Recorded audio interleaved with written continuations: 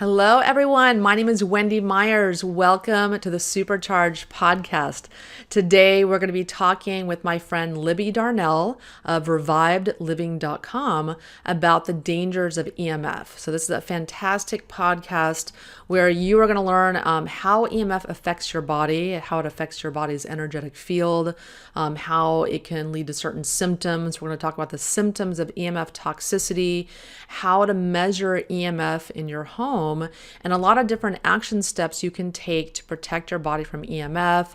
We'll talk about how EMF can contribute to cancers and childhood leukemias, and a really, really interesting show because we know that electromagnetic fields impact our body's energy field.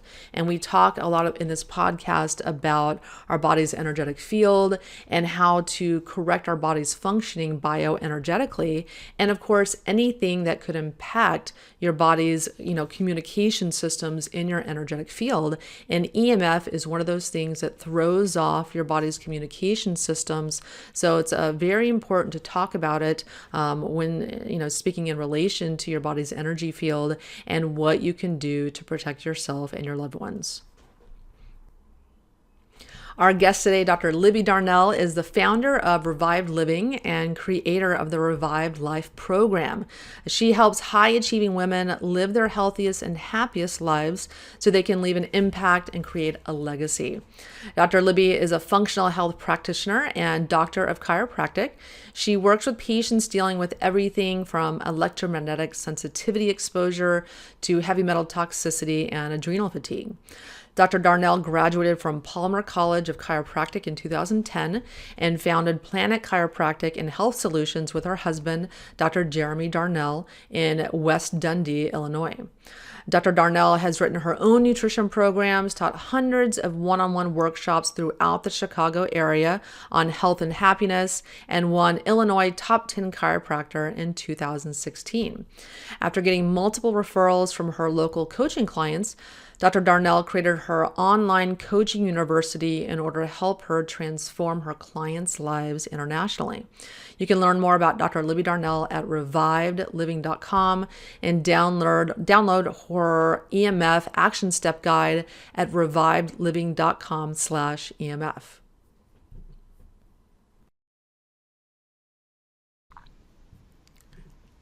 Libby, thank you so much for coming on the show. Oh, thanks so much, Wendy, for having me. I'm excited to be talking to you again. Why don't you tell the listeners a little bit about yourself, your background, and how you got into the health field? Oh, yeah, absolutely. So I'm by trade a chiropractor. I've been adjusted since I was 2 weeks old, and, I've had this kind of amazing health life. And then when I got to college, I looked around and all of my girlfriends were on, medications and had issues. And I thought, I finally kind of connected the dots with preventative healthcare and taking care of yourself and not letting you, just become a product of things around you. So my husband and I are both chiropractors, and we have an integrated health office in the Chicagoland area. And I ended up getting into the topics of EMF specifically, so talking about electromagnetic frequencies, because I got really sick. And it spurred this health journey for myself to get better. And then kind of branched out from there. So that's how I got into talking about EMFs, because, nobody wakes up one day and is like, what I'm going to research? Electromagnetic frequencies. No, it's really, it's not something I'd rather research, gluten-free foods for. Yeah. That's what I'd rather spend my time on. But this was just so cool when I got into it, because so many people can benefit from it. So I'm really excited that you're bringing this topic to your listeners. Yeah, and so let's talk about what are EMFs, for anyone that may not really be super familiar with it. So they're electromagnetic fields. Mm-hmm. What does that mean exactly? Yeah, so they have different names. So I'm just going to kind of say them all because some people have different understandings or different backgrounds in areas. So there's electromagnetic fields, there's electromagnetic frequencies, there's electromagnetic radiation. Some people talk about RF, some people use the term EMF, some people say I'm electromagnetically hypersensitive.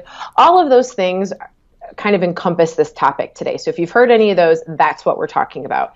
And essentially what these frequencies are frequencies that are dissimilar to our own body's frequencies. So Wendy, you and I have a certain vibrational frequency. Everything that is living, plants, humans, everything since the dawn of time, we've always had this vibrational frequency.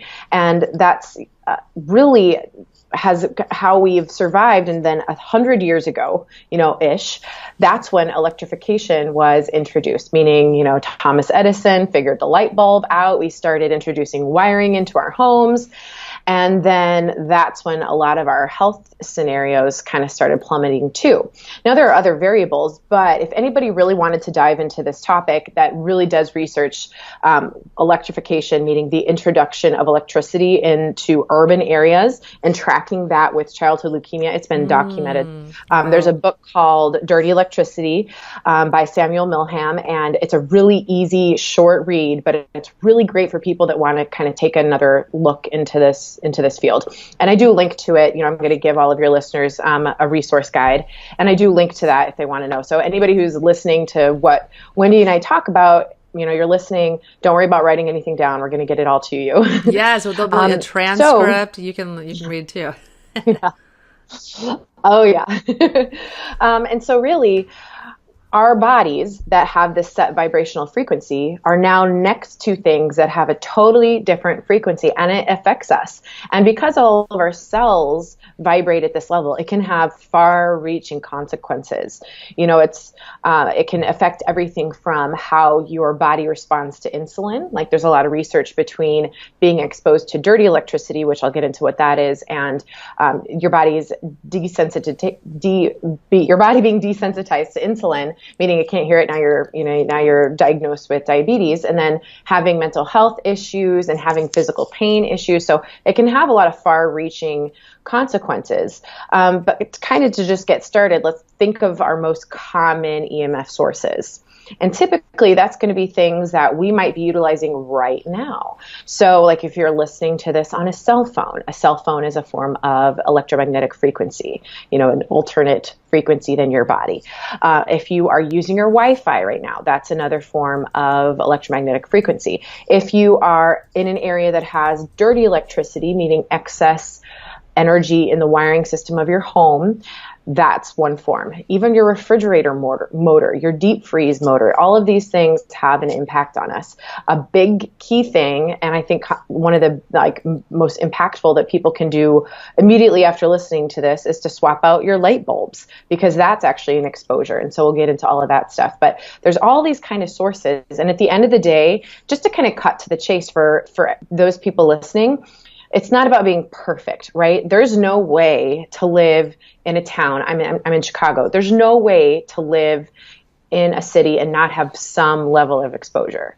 So our job as practitioners, as parents, as healthy individuals is to simply say, okay, this is what I can control, and just concentrate on controlling that. That's really all we can do. We've got to let the rest of everything else go. Because like we all talk about, you have to be, cognizant of your nutrition. We've got to make sure, that we're reducing our EMFs, that we're reducing screen time with our kids, that kind of thing. There's so many variables when it comes to being healthy. We just want to give people some solid action steps that they can start today to get better.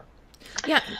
Oh, sorry. We're gonna say something. Go for it. Okay, great. Yeah, and so let's talk a little bit about how EMFs affect our bodies. You had mentioned that with the introduction of electricity, that childhood leukemia rates have increased, and we also see that in the literature where if you have high exposure to EMF, that children can develop leukemia. Can you talk a little about that and the negative health consequences and symptoms people can have if they're sensitive to EMFs or just too overexposed? Absolutely. So what the research tells us is from a cellular level, you've got, if everybody thinks back to high school biology, you've got your electrons, your protons, your neutrons, and they all spin around the atoms of our cells. And so we've got things called photons. And what those do is they just organize everything in our bodies in a sense of space and time. So they're kind of, I think of them as the conductor of our body's symphony. And they are very much influenced by alternate frequencies. And so what happens is, let's say that you temporarily pick up your cell phone and you're talking on it. And we're adults in this scenario, so we're talking on our cell phone. That is actually going to impact those photons in our cells.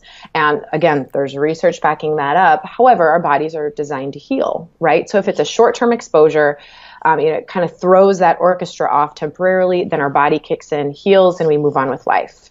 But now that's not our only exposure, right? It's not like we're temporarily talking on our cell phone.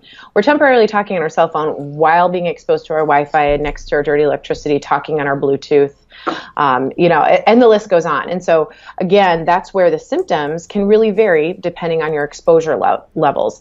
And for whatever reason, science has also told us that about a third of the population is going to be really sensitive, meaning manifest symptoms to this topic. And just because you don't have symptoms doesn't mean it's not affecting you on a cellular level. So I always tell people, just because you're not hypersensitive to it doesn't mean that it's not impacting you. And I'm going to kind of give a couple of examples. So for me, when I got sick, I work 12 hours a day, love what I do, love taking care of people. And I got a device called a biomeridian. And the biomeridian device itself is a non-invasive way of checking for food sensitivities and chemical sensitivities. And it can help you develop supplement regimens and food and nutrition guidelines. And it's a great device. I love it. However, for me, being the tester, being the one that's testing everyone on that device, I was doing it for hours and hours and hours every day. And my symptoms started with just extreme fatigue. I would get up sluggishly, and I was a morning person, like my feet hit the ground. I'm up before my alarm. I'm happy, one of those kind of obnoxious people. And then, so what happened was I just totally changed. So the fatigue set in, and then I just noticed I couldn't articulate the words I was thinking anymore. I felt like I was an intelligent person, and literally I could think of the words and they just would not come out of my mouth. And I could look at a person and almost feel like, how am I supposed to be taking care of people at this point? And then it kind of cascaded to where if I wasn't at work, I was in bed. Didn't matter if I had eaten, and when I was sleeping, it was just horrific. And so at one point, the worst that it ever got, I turned to my husband and I said, I'm pretty sure I'm going to start hearing voices. And I started calling everybody I knew, trying to figure out what was going on.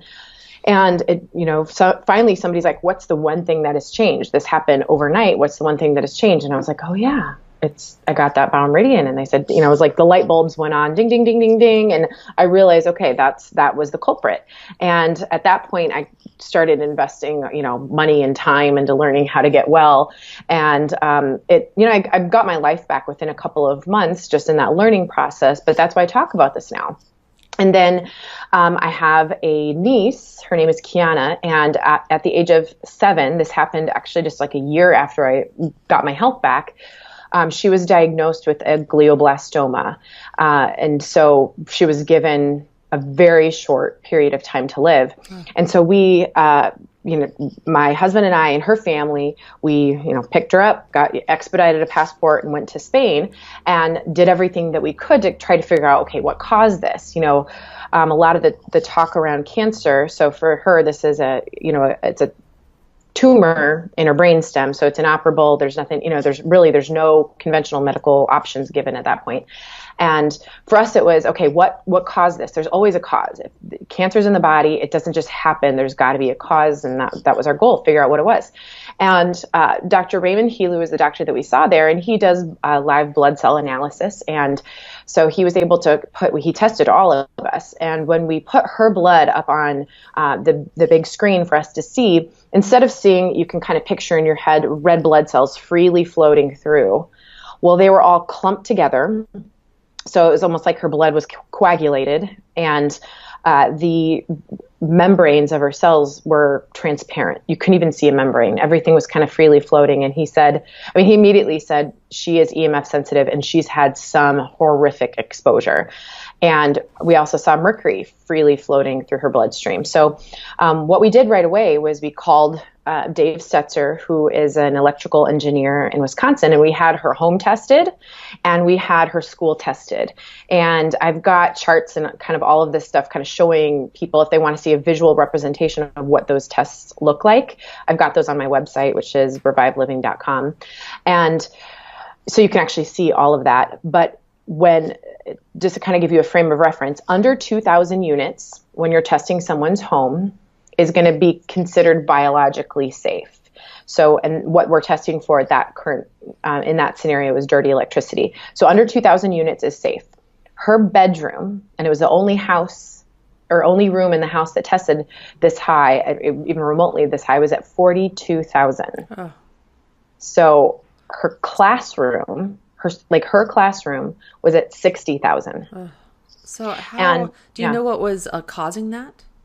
It was the dirty electricity in her home, which, to kind of jump to that topic, because it's something that's so easy to fix. Dirty electricity happens when energy comes from our grid system, right? So we've got our substations that are our powerhouses, and energy comes from the grid system. It travels through wires, gets to your home, and powers your home. And then, in theory, that same amount of energy powers your home, and then it travels back. But because we run on what's called the Y system, some other countries they run on a delta system. It's different. It's a closed loop system. Ours is not. What happens is that energy comes from the grid, goes to our house, and instead of having a thick enough neutral wire for that energy to go back to the grid system, it comes out in an excess form where it's actually, if you can measure it, there's devices that you use to measure this, you can measure it coming out of the wiring in your home. So for her, she had all of this different wiring for different devices in their home. It was a hot spot right in her bedroom. And that's, one of the big things that if I could ask people to do, especially if you have kids, because they're so impacted by this, is get a meter. It's $100. You can test your outlets and see how bad that scenario is for you. And so, and then it's really simple. You just plug in a filter and it takes away all that excess.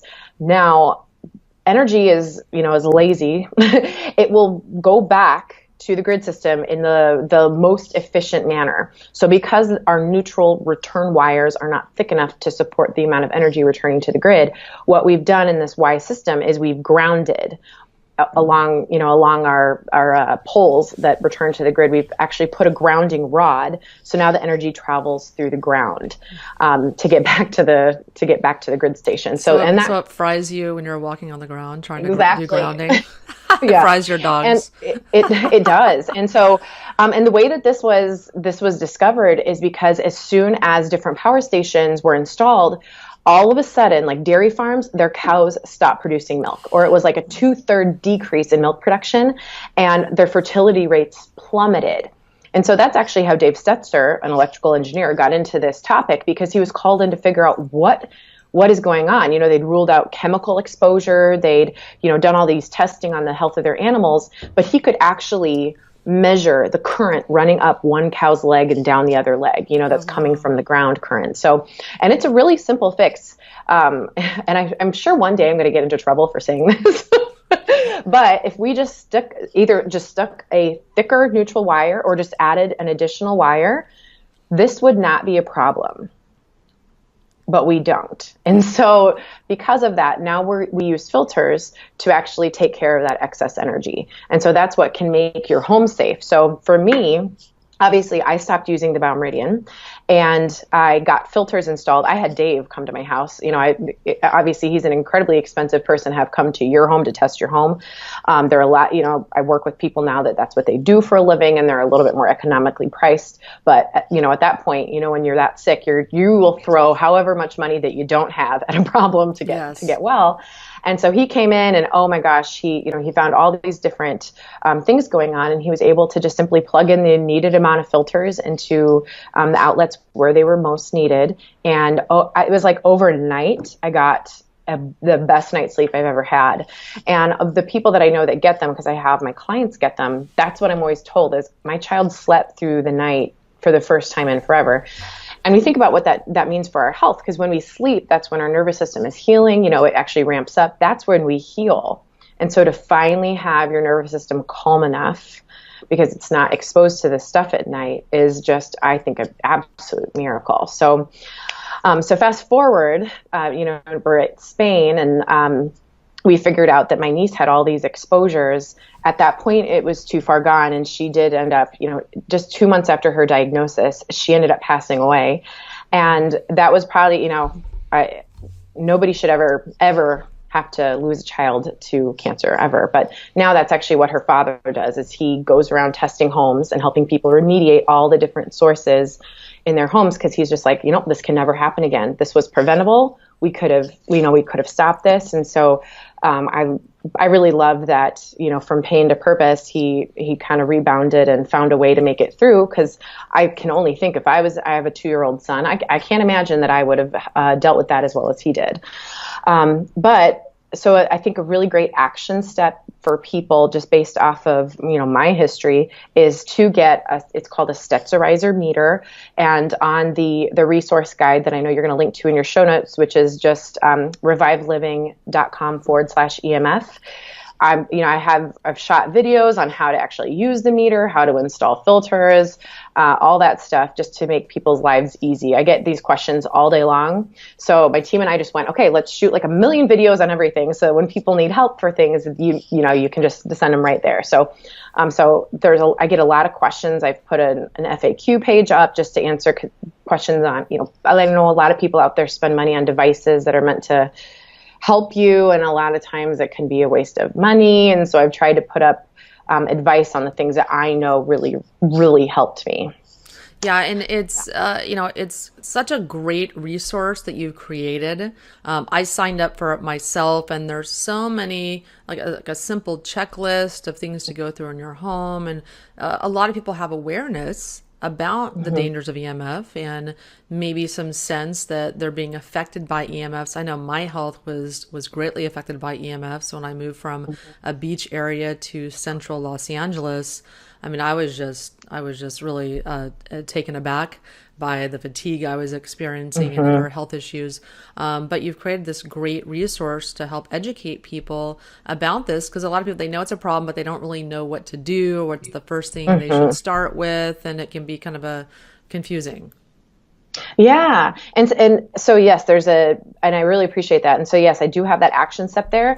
And I'd love to go through some of like the really quick free things that people can do, or like really inexpensive things people can do. So first off, I mentioned light bulbs. So everybody kind of knows those swirly looking light bulbs. Those are called CFLs, or compact fluorescent light bulbs. So those are the biggest offenders from an EMF perspective. And again, I've measured this via testing. I can actually measure the current running through my body when I raise my hand toward a CFL light bulb. So absolutely, first thing I would do is go through and unscrew all of those light bulbs. Even if you live in the dark for a little while, that's okay. Get those out of your house. And they actually do, there's some harm with other health aspects of CFLs anyway. So, but those are the biggest offenders. Get those out. The best thing to substitute them with are going to be either the plain old Thomas Edison incandescent light bulbs, which they're just, when you're at Home Depot or Menards, you're just looking for incandescent bulbs. And then a little bit less common, there's also halogen bulbs that are coming out now that are also zero offenders. So those two are the best case scenario. And then LEDs are kind of in the middle. Now, LEDs, like if you simply just couldn't find the incandescents or the halogens, LEDs are going to be the second best. They just vary by brand and even by the date manufactured when we've tested them. People will always contact me and say, okay, well, I can't find those. What LED can I use? And unfortunately, at this time, I can't speak to a specific brand because they just vary by the time they're manufactured. But they're not going to be anywhere near as impactful as CFLs. So that's an easy one that people can start right now.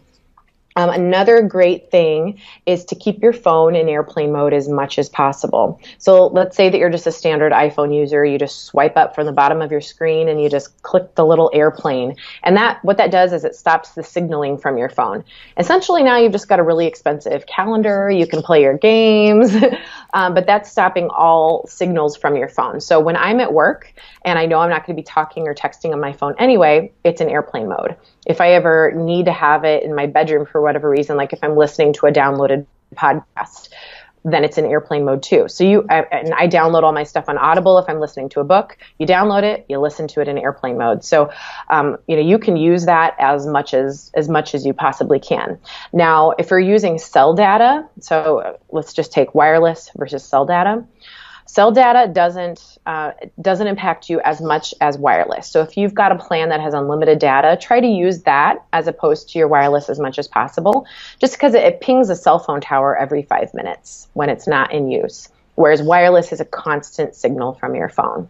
It's a continuous signal. So, and I think it's most important for children because, well, obviously science tells us it is when we view a small child with a cell phone up next to their head, it impacts them on thermography so much more, exponentially more so than it does adults. And so the whole screen time issue with kids is another topic, but keeping any screen time that they're allowed to have in airplane mode is absolutely ideal. Their little bodies are not meant to be around this stuff. So kids should always use their screen time in airplane mode. And my son, again, he's 2. I actually try to use screen time. This weekend, we had a 4.5 hour, just one way trip. And I was like, okay, let's download some Netflix stuff and then he can watch it in airplane mode. No, of course, he was just totally disinterested in the whole idea. The one time I'm actually going to allow him to have screen time, but you can definitely do things like that. And he has this game in a big pinch, like if we're in a public area and he's being a little, then I've got games that he can play in airplane mode, and it'll buy me like 2 whole minutes, which is something. And so just kind of thinking about that. But so another kind of a segue into another easy thing that you can do is for your kids that do use gaming systems, like a PlayStation or a Wii. That's a short-term exposure. However, for whatever reason, and on testing, the Xbox is one of those offenders that constantly transmits a signal, even when it's just plugged in. It's not even on. And so I actually tested this at my friend's house. Her son has an Xbox. I just plugged it in and I had him watch the meter as it pegged out the machine, meaning it maxed the machine out as far as it couldn't even read as high as the signal that Xbox was producing. And, I mean, every teenager is sitting in front of one of those for hours, sometimes 16 hours on average. On average, male teenagers play, I think on average, 16 hours a week of Xbox and other kind of PlayStation type games, consoles. Well, and then let's think about that so we've got these kids who, for the most part, not our children, because clearly, Wendy, our children are perfect. Yeah.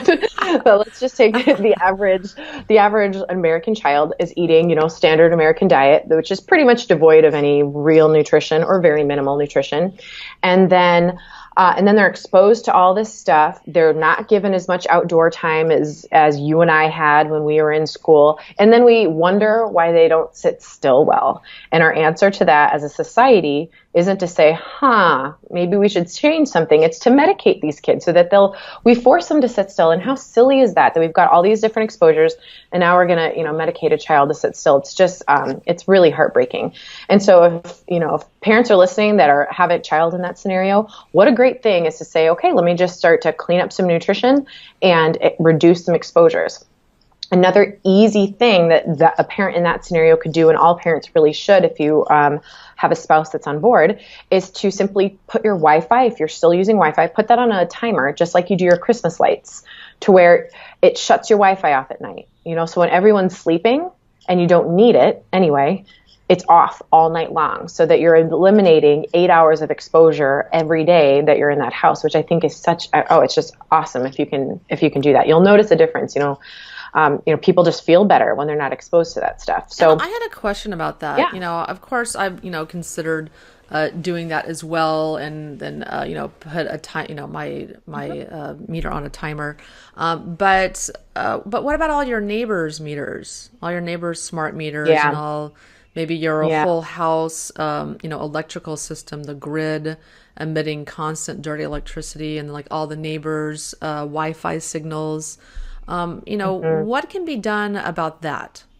Yeah. So, so right there, those are going to be like three different issues to address. So we've got the dirty electricity, right? So we're getting in the filters to take care of the dirty electricity part of things. Now, yeah, if you're in an apartment, you can only take care of what you are in charge, what you're in charge of. But in a house, you're not exposed to your neighbor's dirty electricity, just yours. So you get filters in, dirty electricity gone. Now, meters, so we're talking about smart meters, that's going to be another source of dirty electricity. And I'm really glad you brought that up because depending on the location of the smart meter and depending on the frequency that the signal is transmitted, it can literally take your life. I've had a colleague of mine who was just testing a house where it was a man and a wife. They moved into this home, and within 6 months, both developed terminal brain cancer. So they had their home tested. They had a smart meter right behind the headboard of their bedroom. So it's on, here's their headboard. It's on the opposite or on the wall, the external wall to that house. And it was transmitting a signal every 30 seconds. Wow. And these signals, when you measure them with meters that are designed to read these signals, it maxes them out. You can't even read how much the signal is transmitted. Yeah, well, some of them are sending a signal 25 miles out to reach the electrical company to tell you how much electricity you use. And I made a mistake of allowing that to happen. This is like, I forget how many years ago, I had no awareness whatsoever. And I allowed, the manual meter that a guy came to your house to read it to be replaced by a smart meter. A huge mistake. Mistake. Oh, yeah. And so we got a letter. For most people now, it's illegal to just go and just do it without telling you. So we got a letter saying, hey, we're coming into your area. Yay, we're upgrading you to a smart meter. And I was like, yeah, right. Dare you. So, of course, I call and I just say, I'm opting out. That's my right. And they said, why? And I said, I would just like to opt out. And that's where I left it. Because otherwise I'd like to live. Thank you. Yeah. But if you get into a debate, these people are trained. The people that work for the energy system are trained on how to get over all of your objections and everything. So I just said, hey, it's my right. I'd like to opt out. That was it. Game over. Done. However, so then I posted a sign on my analog meter saying, do not install with a public notice. And laminated signs on my normal meter. And they still came to my house. Wow. And my mom, luckily, my basement had flooded. So I called my parents, and they came to visit, and I was at work and they were helping me with my basement. They saw ComEd, my energy company, walking onto the property and starting to install a meter. And my mom's like, oh my God. No. She never would have agreed to this. And of course, then they checked their list, even though they're standing in front of these signs, they checked their list. They're like, oh yes, you are right. She did opt out. We'll just speak out. We'll be going on our way. And I'm like, oh my gosh. And I told a lot of, our neighborhood, I let our neighborhood know this was going on. And everybody that I talked to opted out. They still, because nobody was there when they were at work, they still installed smart meters. Wow. And which is just absolutely crazy to me. And then along those lines, I have a client who I'd been working with for years, really happy, very healthy person, just very much into prevention. And she one day came to me and said that she was suicidal. And this was a happy, perky person who just said, and she had just become recently engaged. There were all these reasons for her to be happy. And she said, I don't know what's going on. I'm totally crazy and suicidal. And I said, can you just go home? Because I said, what day did this start? What day did this start? And she told me the exact day this started. It was like an overnight thing. And I said, can you go home and see if there was a smart meter installed? And of course it was right by her bed. Mm-hmm. And she was able to opt out of that, which not everybody can, and I'll speak to that in a second, but she was able to opt out of that and totally got her life back, But we think about that when we've got maybe children that start misbehaving or, we've got grandparents that move into a home where that's, a big factor there. And then all of a sudden things start to change with their health. And those are just other variables that nobody's talking about. So if some of the listeners have smart meters and they are in a state where you cannot opt out, there is shielding that you can get to shield your smart meter. Now, the caveat to that is you own the house or the apartment, you're renting the apartment. You own the space around your house. You do not own that meter. That technically belongs to your energy company, so you just can't touch it. You can do anything else, but it can't be touching your meter. So anybody who's familiar with something called a Faraday cage, which is just a simple term for blocking the signal, you're kind of just building a cage around your smart meter. And there's specific material that's coming out that actually Dave Stetzer is developing in Israel that is the perfect thickness, and it will stop that signal. And so as soon as that's available, it will be, I'll be linking to that on my website. But right now, what you could do is go online. There's a lot of different sources if you just Googled smart meter shielding. However, the most important thing is that it doesn't just go right over the top of your meter. It's got to also go behind the meter. Because if you picture a smart meter, which is simply looking at a digital meter instead of an analog meter, which has those clock-like little symbols on it, instead it's a digital printout.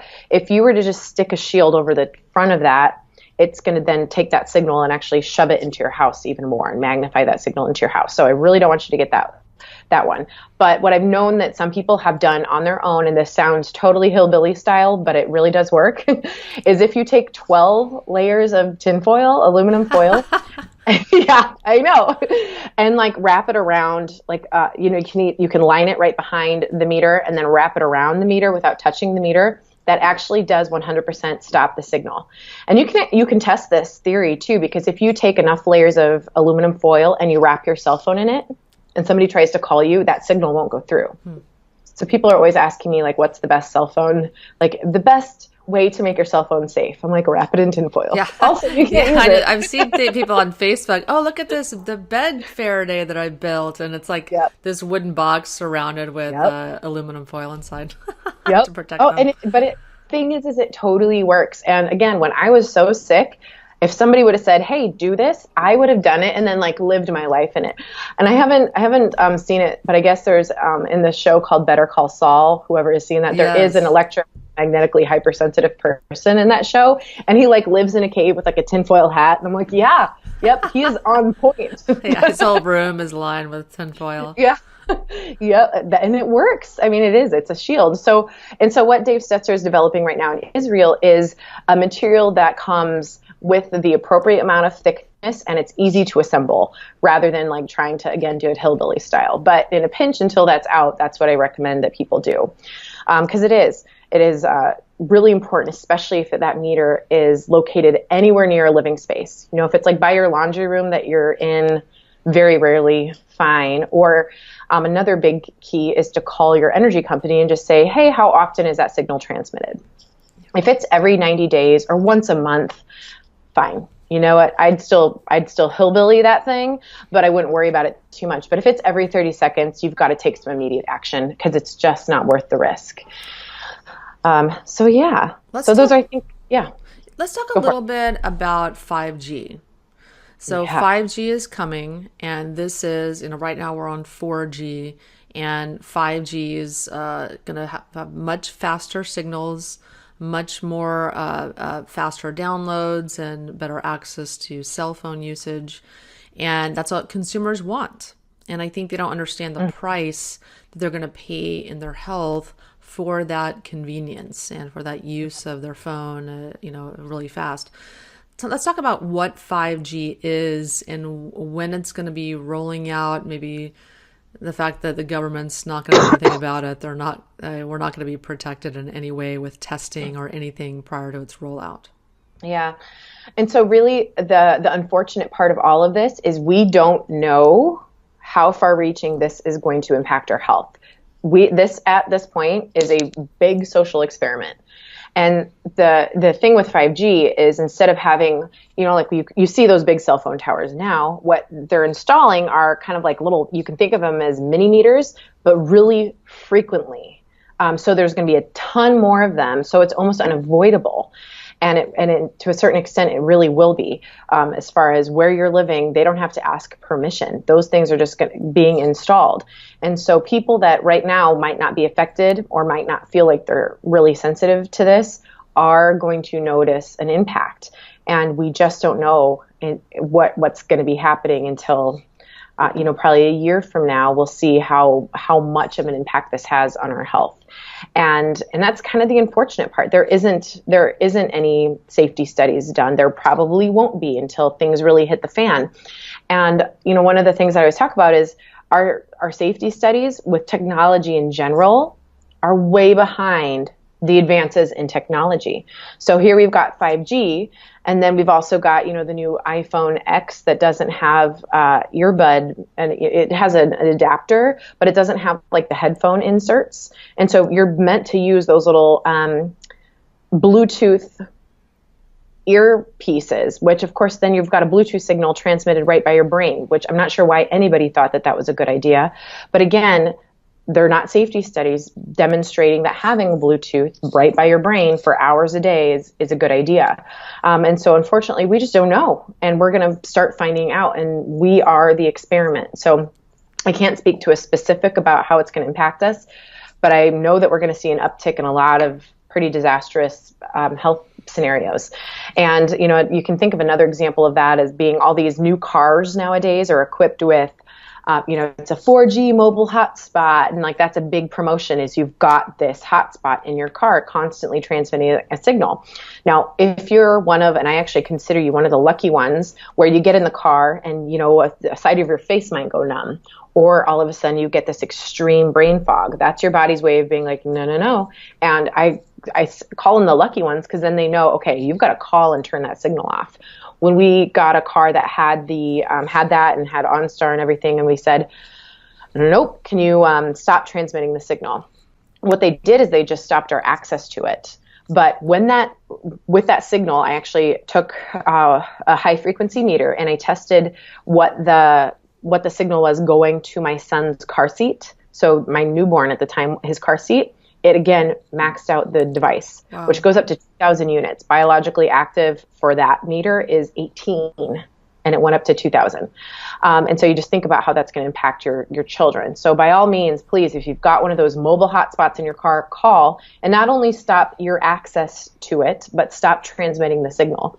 And I remember when we called, they were like, why would you want us to just stop? I mean, it's off, you can't get it. And I'm like, nope, stop the transmission of the signal. And I could tell.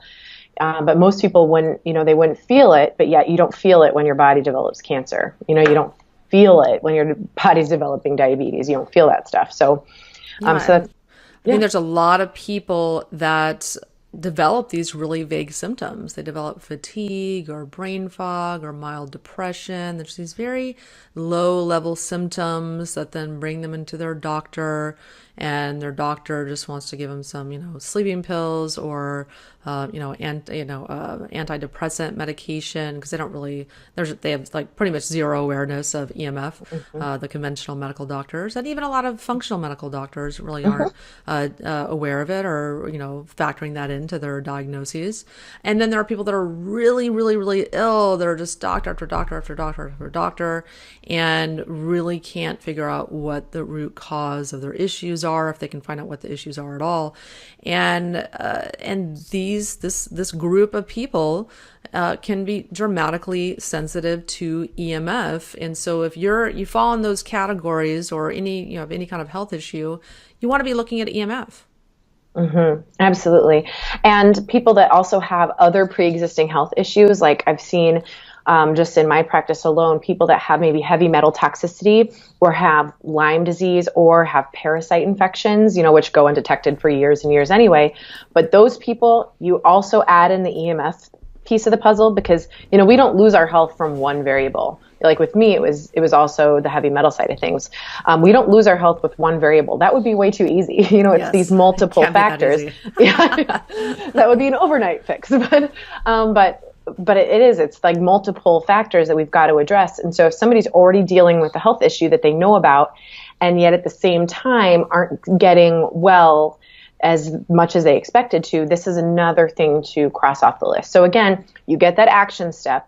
plan, and you just start crossing. I always say, print it out, put it on your fridge and cross one thing off at a time. Take it at your own pace, because if you were to get to all of those and give yourself a few months to get to all of them, you would have saved your, lifetime of exposure for you and your family. And if you've got somebody in your family who's already dealing with a health challenge, we'll try to knock it out even faster. Or if you've got really small children, yes, try to knock it out faster. If it's just you, seemingly healthy adult, well then fine. Yeah. Do it at a slower pace, but just start knocking it out one at a time. It's not about being perfect. It's about making progress, right? That's what we always say. Yes, it is. And so you had developed a class about EMF, correct? Yeah.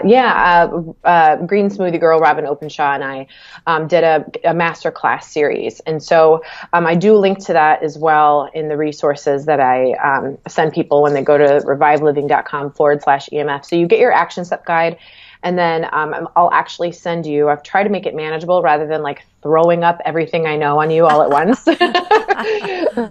Because then you just like turn your, you stop listening, you're like, la, la, la, la. Yeah. I can't do it. So instead, every few days, I'm like, hey, add this in.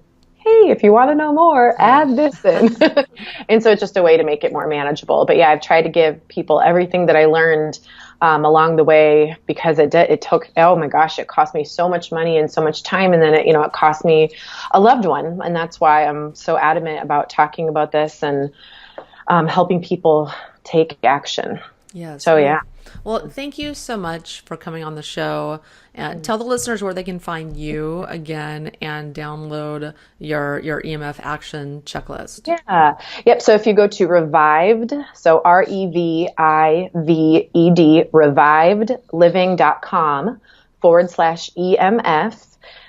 That's where I've shot some videos for you, and then you're going to get access to that action step guide. And then from there, I'm just going to be kind of sending you gently some more information and resources that you can use on all the questions that I get all day long. So for example, I get questions on, I live right next to a cell phone tower. What can I do? I can't move.